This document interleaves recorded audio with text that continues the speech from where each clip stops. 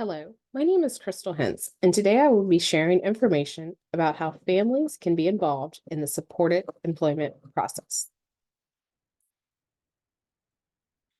Today's objectives are to gain an understanding of the research that has been done surrounding supported employment and family engagement. In order to understand the best practices to use for positive family engagement during the phases of supported employment, and to have an awareness of the barriers that families may encounter.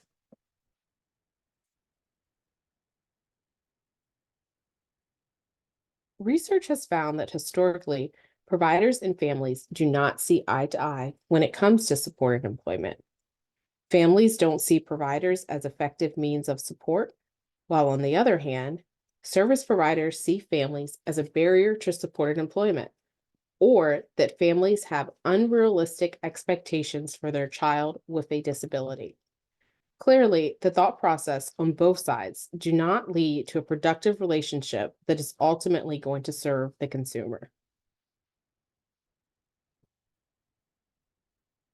When looking at barriers from the family perspective, research shows that families have a lack of knowledge and understanding about supported employment.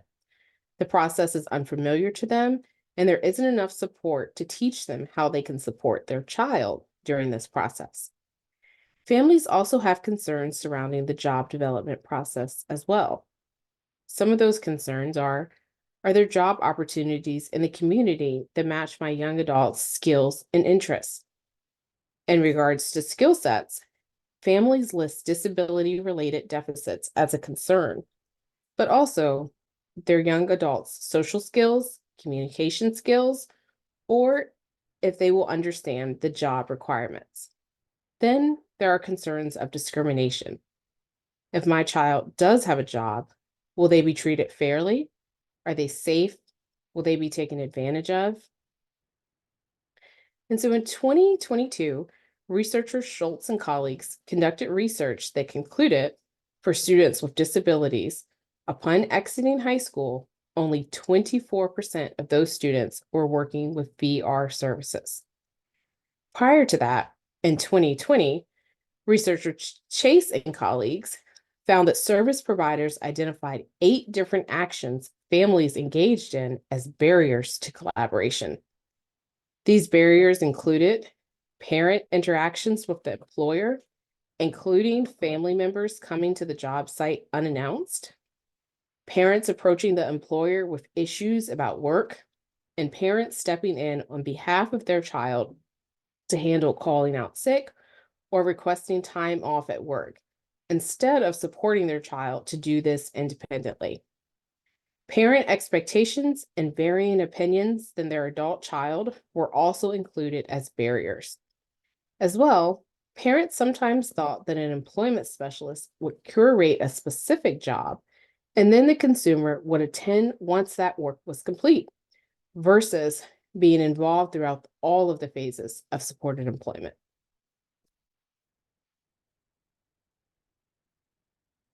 Dr. Paul Wayman's 2015 research shows that collaborating with families is an evidence-based practice in supported employment. Not only can families positively affect the transition planning and employment process, but they can lead to better supported employment outcomes. Families influence employment in a variety of ways, including being role models of work ethic, setting expectations around work expectations, and helping to teach independent living skills within the home environment. When families are knowledgeable about service providers, it can help to influence what kind of support they seek out for their child. As well, we know that families have meaningful information about their child's strengths, challenges, likes, and dislikes that are good information to share with service providers.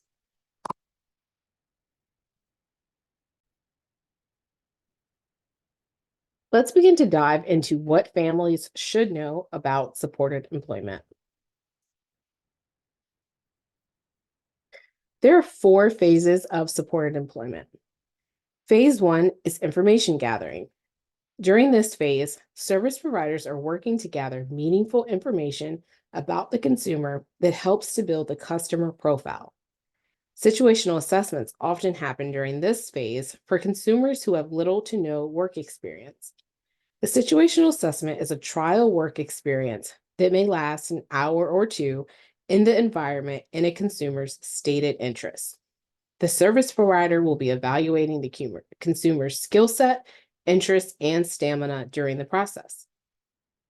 Everything that happens during the information gathering phase should lay the foundation for the next phase, which is job development. Job development is the phase of supported employment where the service provider, often the employment specialist or job coach, will be collaborating closely with the consumer and their family to locate competitive, integrated employment opportunities in the consumer's stated fields of interest. This phase can also include completing applications, networking with businesses, attending job fairs, and/or interviews. Once a consumer has moved on to job site training, that means that they have successfully gained competitive integrated employment, where they are working in a business alongside peers without disabilities and earning a competitive wage.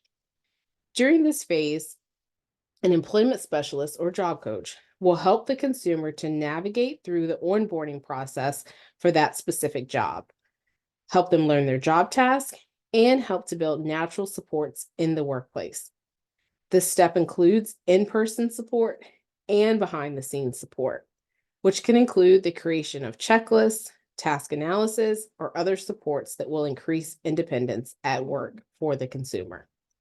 The ultimate goal during this phase is for the consumer to become independent at work and the employment specialist to fade their support. Once the consumer and employer are satisfied with the current work performance, phase 4, or long-term supports, can begin. It's important to inquire about an organization's long-term support plan because these can vary from place to place. But essentially, a consumer and employment specialist should remain in communication at least bi-monthly to ensure that employment is stable. So, how can families get involved during each phase of the supported employment process?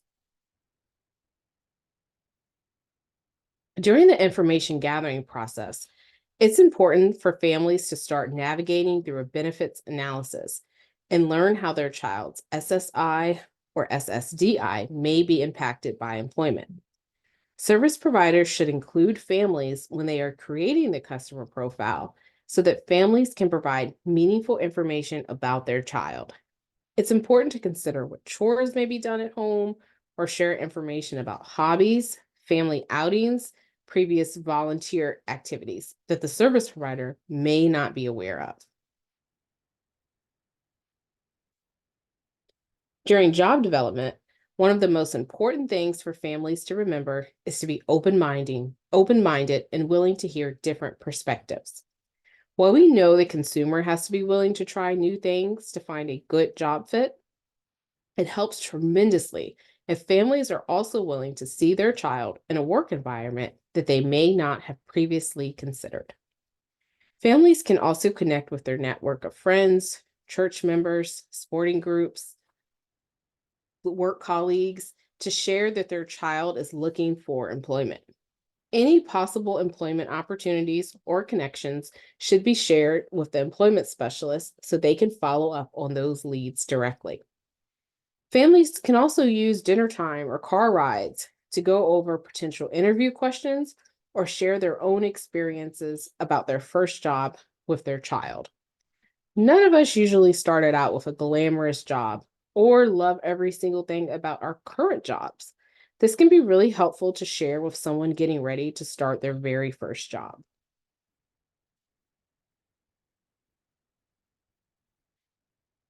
During on the job training, for families, this is the time to use the middleman, or in this case, the employment specialist.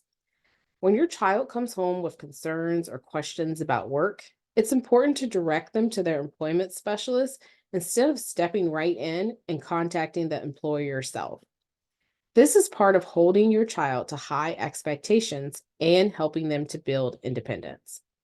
If they are too sick to attend work, this is a great opportunity to help them figure out what needs to be communicated with their employer versus stepping in and calling out on their behalf.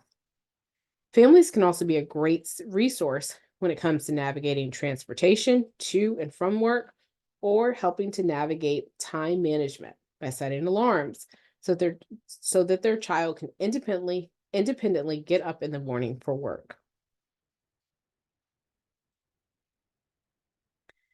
During long-term support phase, families can help their child by encouraging them to grow within their career. Continue to discuss any work challenges that may arise and remind your young adult to stay open to communicating with their employment specialist about any work concerns or successes.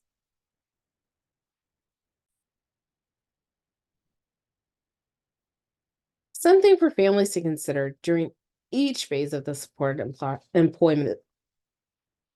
Something for families to consider during each phase of supported employment is that they can continue to be an advocate for their child or young adult.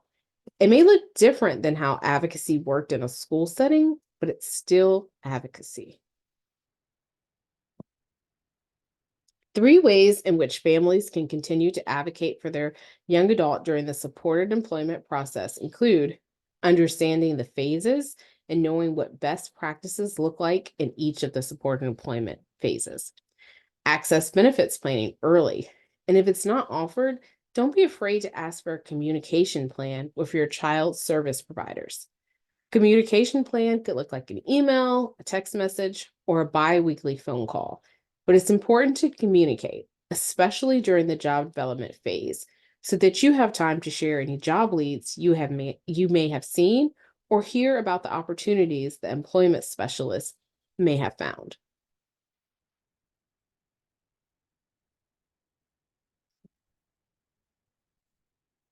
Thank you so much for listening to collaboration with families during the supported employment process. The contents of this resource were developed under grant number H421D220009 from the Department of Education. However, these contents do not necessarily represent the policy of the Department of Education, and you should not assume endorsement by the federal government. Thank you.